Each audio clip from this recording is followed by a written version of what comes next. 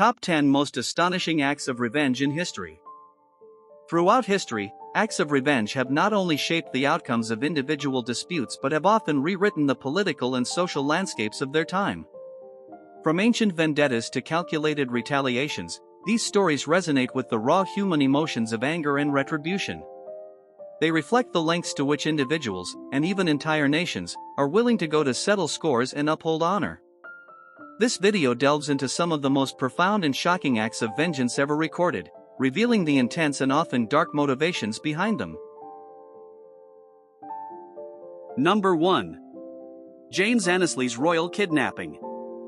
James Annesley, born in 1715 as the heir to the Earl of Anglesey, was kidnapped and declared dead in 1728 by his uncle, Richard Annesley, who usurped his titles and estates. James was sold into servitude in America, where he labored for over a decade. He escaped in 1741 and returned to Ireland to challenge his uncle legally, culminating in a highly publicized court case that influenced not only public opinion but also literature, including possibly Robert Louis Stevenson's Kidnapped.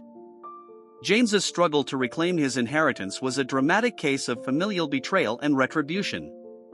He won his case posthumously, his rights recognized shortly before his death in 1760, setting important legal precedents in identity verification and inheritance law. Number 2. Aaron Burr and Alexander Hamilton Duel. The rivalry between Aaron Burr, the vice president, and Alexander Hamilton, a founding father, culminated in a duel on July 11, 1804, in Weehawken, New Jersey. Stemming from years of political and personal conflicts, the duel was sparked by Hamilton's derogatory remarks about Burr, which were publicized.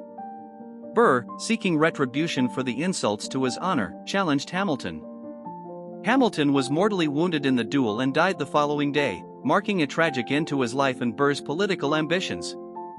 The duel painted Burr permanently in a negative light and highlighted the deadly extremes of political rivalry, leading to a decline in the practice of dueling in America. Number 3. The Naim Group's Holocaust Revenge. The Naim Group, also known as the Avengers, was a group of Holocaust survivors led by Abba Kovner, a former Jewish partisan. After World War II, Kovner and his group formulated a plan to avenge the deaths of 6 million Jews by poisoning the water supplies of several German cities and, in a separate plan, to poison bread loaves intended for German POWs held in American camps. In 1946, Kovner gathered about 50 kilograms of arsenic in Paris and planned to poison the water systems in Nuremberg and Munich. However, his plan was thwarted when he was arrested by British military police in a ship en route to Palestine. Despite this setback, another faction of the group proceeded with a scaled-down version of the plan and successfully poisoned over 2,000 loaves of bread at Stalag 13, a POW camp near Nuremberg, affecting approximately 12,000 German POWs. The bread poisoning resulted in minor poisoning of around 2,000 to 2,300 prisoners, but there were no fatalities as the concentration of arsenic was too low to kill. The event marked one of the most significant attempted acts of retribution by Jews in the post-war period. Number 4. Genghis Khan and the Quaresma Empire. In 1218, Genghis Khan, the founder of the Mongol Empire, sent a trade delegation to the Quaresma Empire, ruled by Shah Ala ad-Din Muhammad II.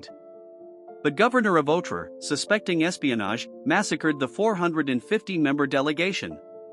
In response, Genghis Khan dispatched another group of ambassadors to demand explanations. The Shah had one ambassador killed and mutilated the others, provoking Genghis Khan's wrath. This diplomatic affront led Genghis Khan to launch a punitive campaign in 1219 that devastated the Khwarezmid Empire. Cities like Bokhara, Samarkand, and Urgench were systematically destroyed. Urgench alone saw over 1.2 million people killed. By 1221, the Mongols had not only annihilated the Khwarezmid Empire, escalating Genghis Khan's retribution to a legendary scale, but also significantly expanded their territories across Eurasia. Number 5. Saint Olga of Kev. Saint Olga of Kiev, the regent of the Kievan Rus after her husband Igor of Kiev was brutally killed by the Drevlian tribe in 945, orchestrated one of the most vengeful retaliations in history. Her husband was murdered when he demanded a higher tribute from the Drevlians, who then proposed Olga marry their prince to legitimize their claim over the land. Olga's response was a series of brutal deceptions and mass killings. First, she buried alive the group of Drevlian ambassadors who came to discuss her remarriage. She then invited several Drevlian nobles to a funeral feast for her husband, where her soldiers massacred them. Following this, Olga traveled to the city of Iskorostan, present-day Kherson, Ukraine, where she tricked the remaining Drevlians into thinking she had accepted their proposal but required a tribute of pigeons and sparrows from each house, ostensibly as a gift. She ordered her soldiers to attach sulfur-bound cloths to the birds, which, upon being released to return to their homes, set the entire city ablaze, resulting in a massive inferno that killed thousands and effectively subdued the Drevlian threat. Number 6. Yadavs Courthouse lynching. Yadav, whose real name was Bharat Kalicharan, was a notorious criminal from Nagpur, India, who was lynched on August 13, 2004, by a group of around 200 women from Kasturba Nagar, where he resided.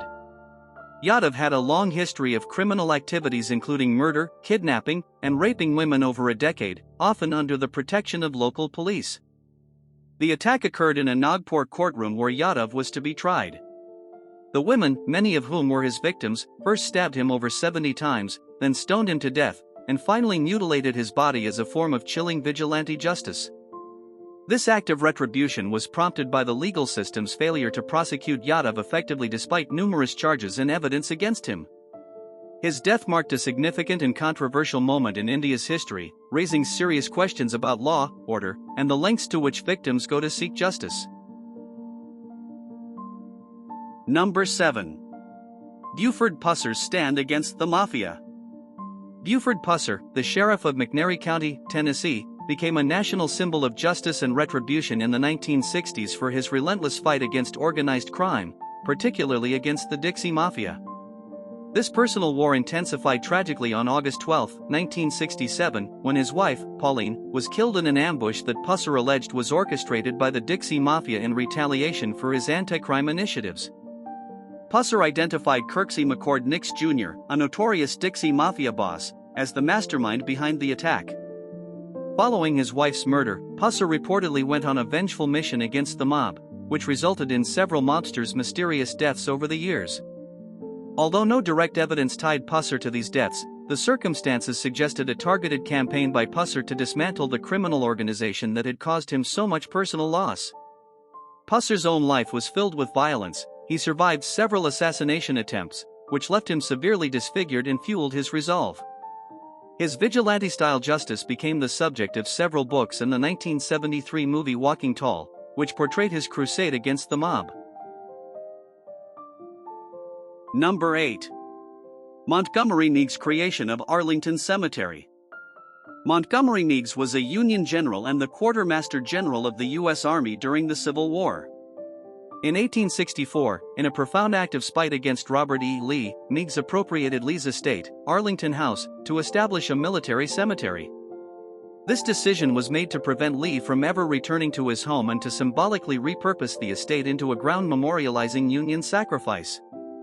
The first military burial at Arlington, now known as Arlington National Cemetery, occurred on May 13, 1864, and was for Private William Christman.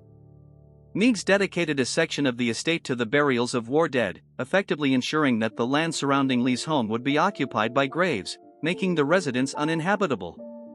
Over time, this site has become a revered national military cemetery, hosting over 400,000 graves. Meigs himself was buried there in 1892, beneath a tombstone that overlooks the Arlington House, cementing his act of retribution against the Confederate general. Number 9. Warren Buffett's corporate revenge. Warren Buffett's acquisition of Berkshire Hathaway is a prime example of turning a personal slight into a massive financial success. In the early 1960s, Buffett began buying stock in Berkshire Hathaway, a then struggling textile company. After accumulating a significant amount of shares, Buffett felt cheated by the company's CEO, C. Barry Stanton, who tried to buy back Buffett's shares at a lower price than previously agreed upon, offering $11.375 per share instead of $11.50. Fueled by this act of deceit, Buffett decided to purchase enough shares to control the company and subsequently fired Stanton. Over the following decades, Buffett pivoted Berkshire Hathaway's business model away from textiles toward insurance and other investments, transforming it into one of the world's most powerful and profitable conglomerates. This vindictive purchase, motivated by a desire not just for profit but also for revenge, became a legendary investment story as Buffett turned his grievance into a hallmark of his career success. Number 10. Lord Byron's Bear at Cambridge. Lord Byron, the famous British poet, enrolled at Trinity College, Cambridge in 1805, where he was infuriated by a rule prohibiting students from keeping dogs on campus. In a flamboyant act of defiance, Byron exploited a loophole in the regulations and adopted a bear instead. Byron argued that as the rules did not specifically forbid bears, he was entitled to keep one. He walked his bear on a chain around the campus, much to the astonishment and irritation of the university authorities. This audacious and theatrical response not only challenged the university's policies but also cemented Byron's reputation for eccentricity and nonconformity. Byron's bear lived with him at Cambridge, serving as both a companion and a symbol of his enduring contempt for arbitrary rules and regulations. This episode is one of the many colorful anecdotes that illustrate Byron's extravagant and rebellious personality.